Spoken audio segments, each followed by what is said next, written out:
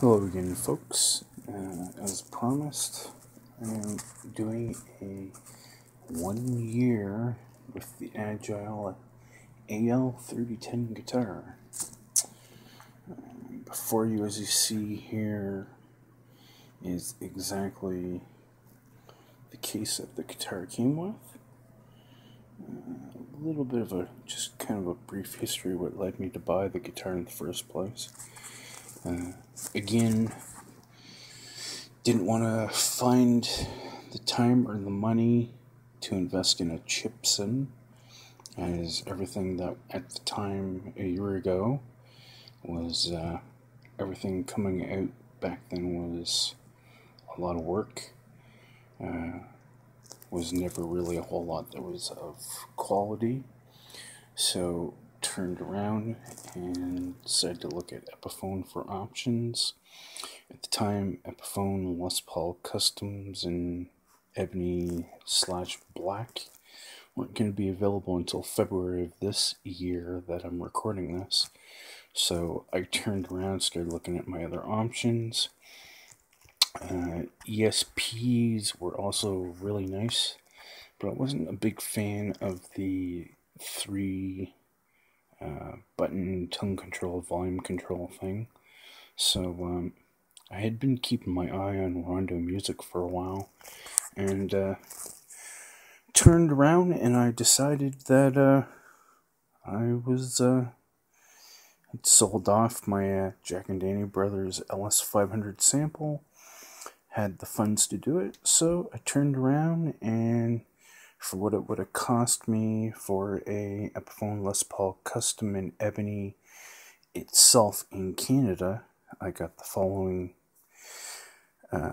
Agile AL-3010 with the deluxe case. And I received it on December 27th of last year. So, with that being said, I'm just going to give a view of what basically I got, how it came, and the condition and quality of the items since purchase. Again, this is the Douglas DL-310 case, I believe. I'll actually show my receipt here in a while shortly. But I've had no problems with the case. The case did have a minor ding, as you can see here, which was because during shipping, I guess it got poked through the case. Otherwise, as you can see here, there's a nice little 3 feet standoff on the case itself. The case is definitely what you would pay for in the way of a Gibson or an Epiphone deluxe case. Again, nice proper feet, proper latches. There's the 4th latch on the back, another on the rear.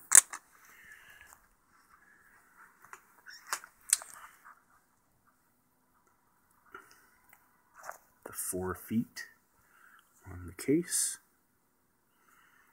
I haven't actually used the case much, other than to actually store the guitar in until I can afford a stand, which I did. So, this handle, by the way, is a very nice grippy handle.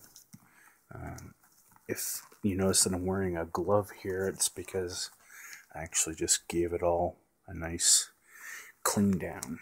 So anyways, your 5 latches, your 4 latches, your 3 on the one side. As far as I know, everything is in working order. On the inside of the case, you have a nice plush contoured top, which doesn't show up for some reason in the light here, but you can kind of get a general idea, maybe, in the detail if I had the light on in the thing on my Nexus here. So anyways, here is what you see inside the case, which was covering up the guitar at the time. A nice pinkish velvet cover that covered the guitar as it sat in the case. Again, this kind of thing you wouldn't find on, find differently on a Epiphone or Gibson Deluxe case. Again, nice plush black inside to the case. Again, contoured all along very nicely. Case itself inside never was really damaged. Actually, just noticing that little spot right here, there's a little line or a crease, but this is nicely, as you can see when I'm pushing my fingers in, there's a nice bit of padding there. Now, as for that, the little case, again, nicely done. Again, the keys and such were included. A black tusk, a little tag thing was also mounted on the guitar at the time. And again, Rondo music, customer copy. Again, the guitar itself was the Agile AL-3010 Black Wide, the Douglas EGC 300A LP Black case, and again, shipping and everything else to Canada was $501, but after the taxes and so forth of PayPal's BS, it ends up costing me $516 at the time, Canadian, to do this. With the case out of the way, I will now get on to the visuals of the guitar itself. Okay, now on to the guitar itself. I'm going to shoot this with no flash on the camera, and then I'm going to reshoot it again with the flash, just try to kind of go over the guitar more. Now again, I've just given this guitar a wipe down again, so there still might be some smudges from the cleaner or whatever built up.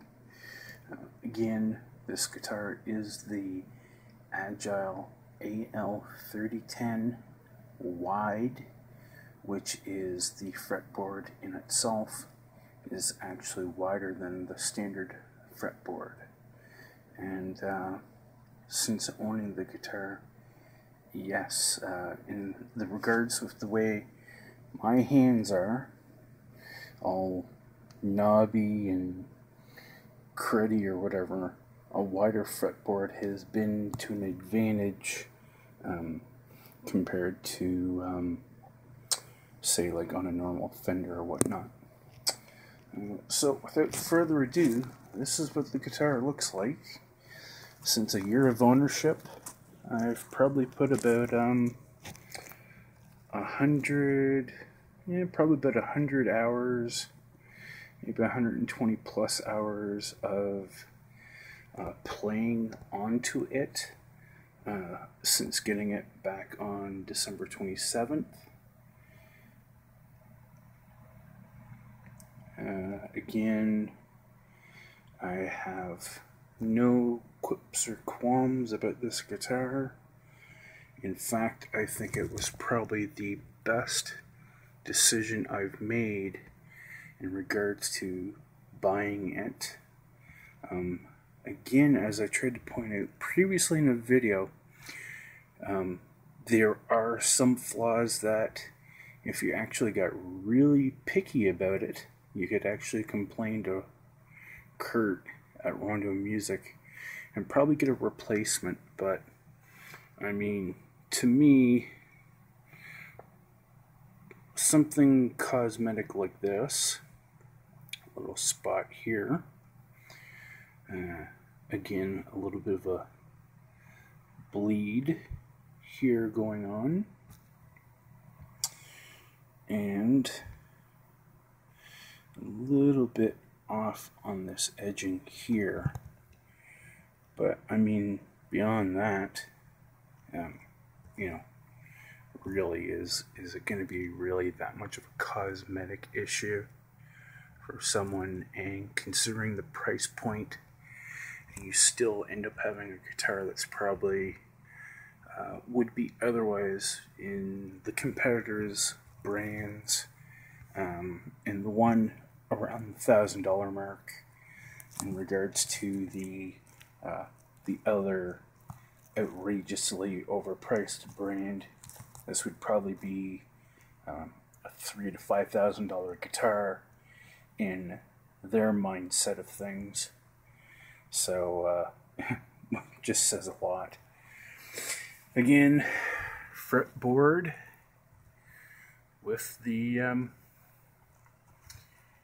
again, real ebony fretboard, and again, real abalone inlay. As you can see here when I turn, it's definitely not plastic. And you can actually see the graining. That's not dyed rosewood, that's actual ebony. Further coming down the fretboard, 22 frets. There was no need for fret leveling.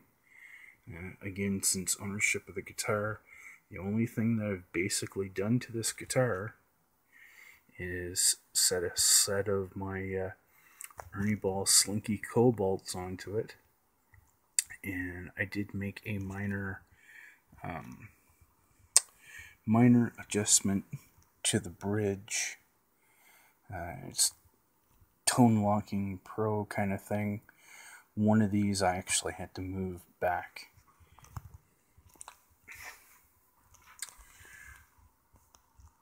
The selector switches and tone control knobs all are in working order. Nothing has broken yet.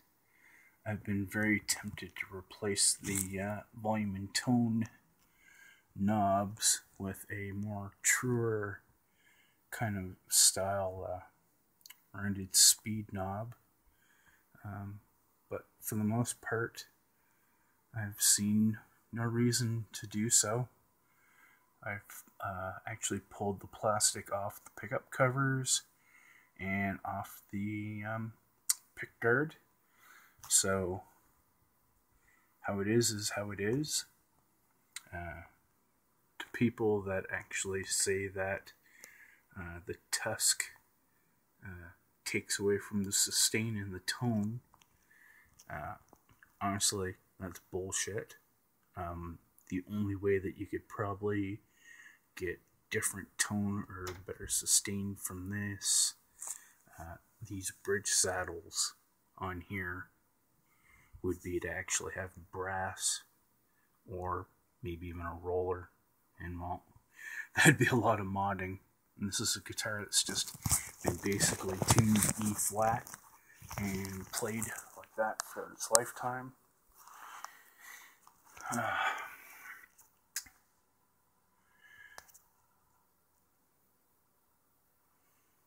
Just trying to show more the guitar itself.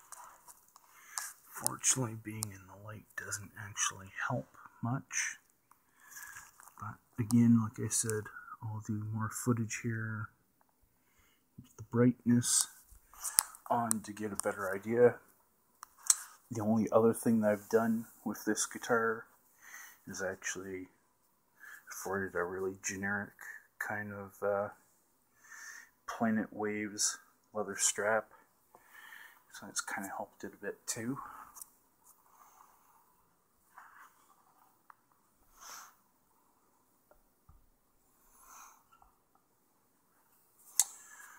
Back of the guitar itself. Again, as you can actually see with this Nexus cell phone, it actually does state where it's produced.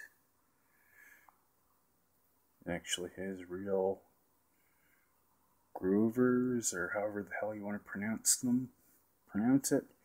Tuners have never been an issue at all with this guitar.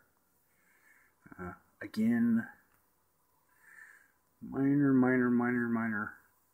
flaw is just right here where my fingertip is. You can't see it too well, but it's just like a slight edging issue. Again, though, to look at this guitar, you know, unless you're nitpicking it like crazy, you're not going to notice any difference whatsoever in how this guitar is. There's no scarf joint. There's no volute. I thought there was, but apparently it's not. Again, no flaws or issues in the neck. Same thing as in regards to the body.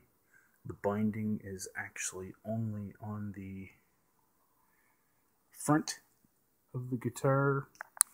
And top of the headstock is otherwise it is just a regular back like you would get on any Les Paul Standard-esque or classic Gibsons.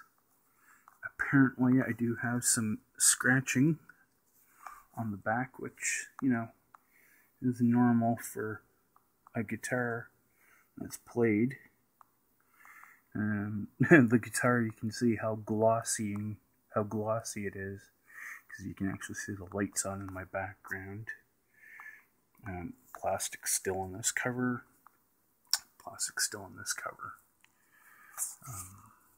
Again, I'm going to lay this down and I'm going to reshoot it here, except with the full light displaying onto the guitar. So that's coming up right now. Okay, again, guitar, full backside laying down, the light on to show even more further about the guitar. Camera lens won't pick that up, but again, gives you an idea or just of the guitar. Again, there you can see no volute. The neck is very comfortable. Again, the backing of it, there's the plastic still on the cavity. Again, occasional scratches from playing. Again, some specs. Plastic again on the back. Also, these nice little strap retaining edge things were very nice. For those that didn't see it, then there's a plastic square jack and not metal. Okay, and we'll turn it over here. Give you an idea of the binding in the light a bit better.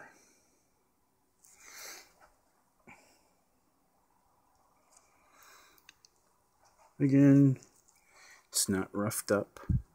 It's been home played. I'm only a home player. Never gigged. This is just kind of to give you again an idea more on the quality of these instruments for their price. You know, that they're, if you're someone who's very hesitant or doesn't like the idea of dealing with a chipson, can't afford an ESP/LTD,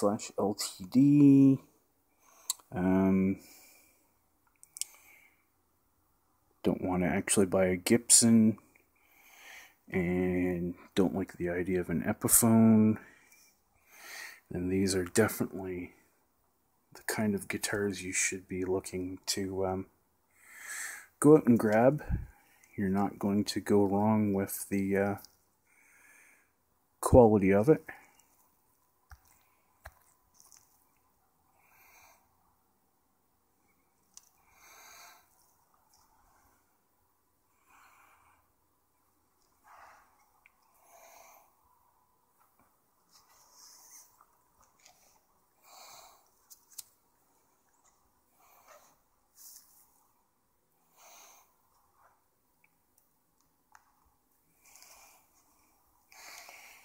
And I'll just lay it down here and we'll take a gander at the top, which the ebony should come through, and so should the rosewood now that I have the light on it better. Again, there's no structural cracks. The guitar has remained excellent condition. You know, you can bitch about it's made in Korea, blah blah blah, it's crap. Well, you know, again, more and more, you know, money isn't a question of the quality of an instrument. It's actually, doesn't matter the brand name on it. As many people will tell you, it's the person who plays it that makes it sound good. And in the case of these guitars, doesn't matter whether it has Korea stamped on it, made in the USA, made in China. Fact is, you're getting a 9-pound Les Paul style guitar. Quality, not crap. Real ebony, as you can see the divots, the little dimples in the ebony, which people say is a true sign that it's ebony and not bakelite. And it's real abalone inlays. You can't get that from Gibson. You can only get like abalone, as far as I know, in major companies like ESP, LTD. They put them on their deluxe models. Again, show more of the binding. You know, to me, there's nothing wrong with these guitars at all. You know, the price for what you could dump into a Gibson